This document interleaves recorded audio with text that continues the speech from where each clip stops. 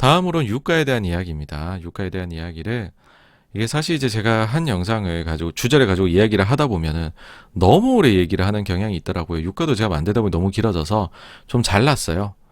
그래서 중간중간에 스타카토처럼 탁탁탁탁 끊어서 오늘 한번 가볼까 합니다. 자, 유가 원유 시장에 대해서 총 정리를 한번 해드릴까 합니다. 그래서 첫 번째로는 일단은 코로나가 터진 딱 직후 그때부터 이제 우리가 역사를 한번 봐야 될 것 같아요. 코로나 이전, 그러니까는 이제 그 코로나 당시에 보면은 소비가 급감합니다. 9,100만 배럴로요. 그러면은 그전에는 얼마나 소비를 했느냐 전 세계가 원유를 보면은 거의 한 1억 배럴을 소비를 합니다. 그러니까 코로나로 인해 가지고서 10% 정도의 소비가 날아가게 된 것이죠. 그렇게 되니까는 당시에 65불 정도 하던 유가가 쭉쭉쭉쭉 떨어져 가지고서는 순식간에 원유 선물이 제로도 아니고 마이너스로 떨어지게 됩니다. WTI 원유 선물이 마이너스 40달러까지도 내려가게 됩니다. 이때 우리나라의 원유 관련된 ETF, ETN 다 녹아버렸죠. 난리가 났던 시기죠. 그렇죠? 이때에는 어떤 일도 있었냐면은 기름이 너무 차고 넘치니까 보관할 곳이 없었던 거죠. 보관소가 다 꽉 차버린 거예요. 그러니까는 어떤 광고도 떴냐 하면 여러분들 비싼 드럼통에 보관하지 마시고요. 특수 제작한 간편한 비닐에 넣어서 보관하세요. 원유가 실제로 여러분들 보시면 되게 끈적끈적해요. 이게 뭐 물 같은 우유 같은 커피 같은 게 아니에요. 근데 비닐에 넣어서 보관하래요, 이거를. 그러니까 그런 얘기가 나왔을 정도로 이때 당시에는 기름이 넘쳐 흘렀고 오히려 기름 너가 갖고 있으려면 보관비를 네가 오히려 지불해야 된다. 원유는 가치가 없어. 막 난리가 났었던 그런 시기였죠. 상황이 이처럼 안 좋게 돌아가니까 당시에 그 석유 카르텔이 이제 이게 담합이죠. 오펙 플러스에서 역대급 감산을 결정합니다. 970만 배럴의 감산이죠. 자, 여러분들 보이십니까? 1억 배럴 정도를 일평균으로 소비를 하고 있던 글로벌 시장이 코로나로 인해서 소비량이 급감을 해버렸습니다. 이게 이제 2020년도 평균이 9,100이에요. 근데 2020년도 사실 코로나가 터졌을 때에는 10% 정도의 소비 감소가 아니라 그보다 더 많은 소비 감소까지도 예견이 되었습니다. 최초에는. 그러다 보니까는 오펙 플러스에서도 역대급 감산을 결정을 하죠. 우리 생산량의 10%를 없애버리자. 그래가지고서 970만 배럴 감산 결정하고 이걸 실제로 지켜나갑니다. 그러다 보니까는 어느덧 유가가 안정세를 보이기를 시작을 해요.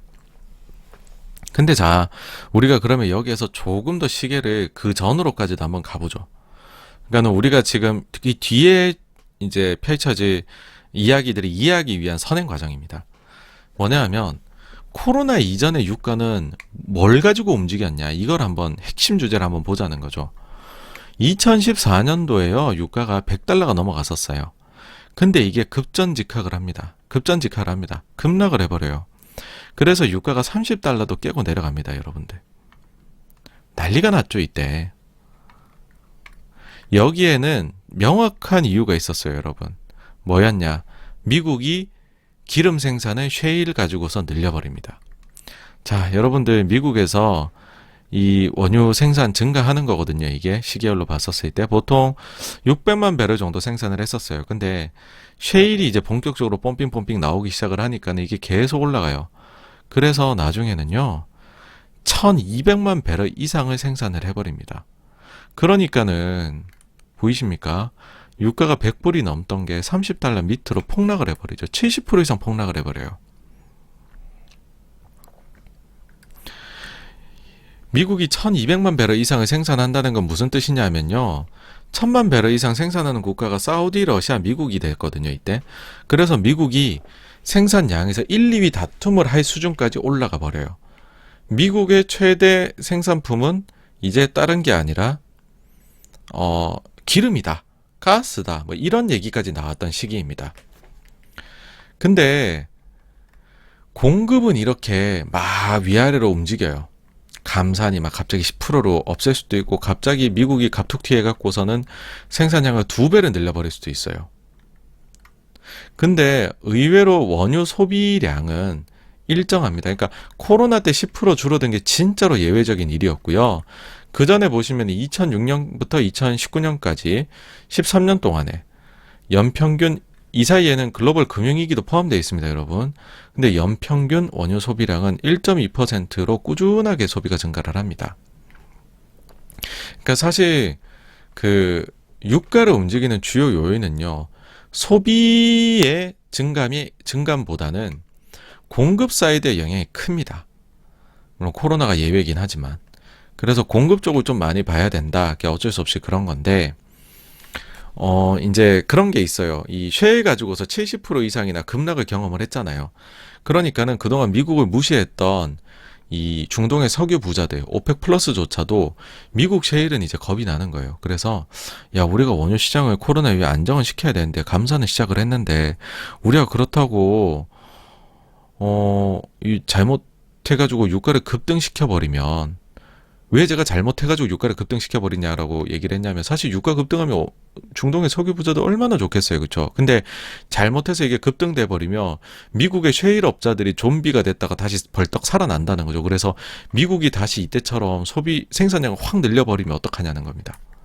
그러면은 야, 우리 이거 그러면 유가 다시 급락하지 않을까? 코로나 이유가 아니라 우리 예전에 셰일 때 얻어맞은 것처럼 유가가 또 급락해버리는 거 아니야? 그런 걱정이 딱 머릿속에 트라우마처럼 남아있는 겁니다. 그러니까 오펙 플러스가 감산을 하면서 어떻게 계획을 세웠냐면 우리가 앞으로 유가는 완만한 언덕을 산으로 오르듯이 차근차근히 올려나가자.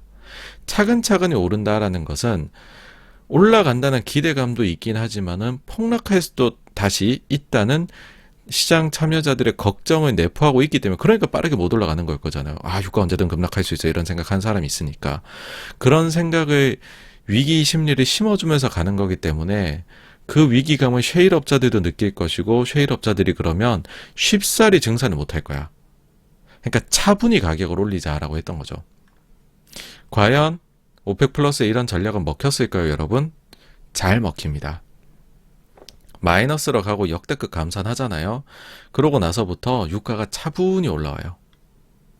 이게 지금 2020년도 11월까지입니다. 여러분, 코로나 2020년 3월에 터졌고 그 전에 유가가 65불이었어요. 근데 역대급 감산을 진행 중임에도 불구하고 불과 40불대였어요. 유가가. 그러니까 진짜로 이때는 오펙 플러스가 유가를 조심히 다루는 구간입니다. 이따가 본인들도 죽지 않을 만큼의 유가를 올려놓고 셰일이 못 들어오도록 장기 싸움에 돌입한 겁니다. 이때 이 기획이 굉장히 완만한 거 보이시죠, 그렇죠? 그러다 보니까는 이게 이제 미국에서 원유 시추공 개수 매주 자료가 발표되거든요. 금요일 날에 리그 카운트 발표가 되는데 그 추이인데 코로나 이전에 900개에 달했던 게 급락을 했죠. 코로나 때 200개까지 떨어져요. 근데 코로나 이후에 2020년 연말까지도 이게 숫자가 거의 늘지를 못합니다. 어떻습니까, 여러분? 오펙 플러스 전략의 승리이죠. 그렇죠? 그런데 이제 2020년 11월 달에 변수가 발생합니다. 이게 뭘까요? 2탄에서 말씀드릴게요. 오일 관련해서.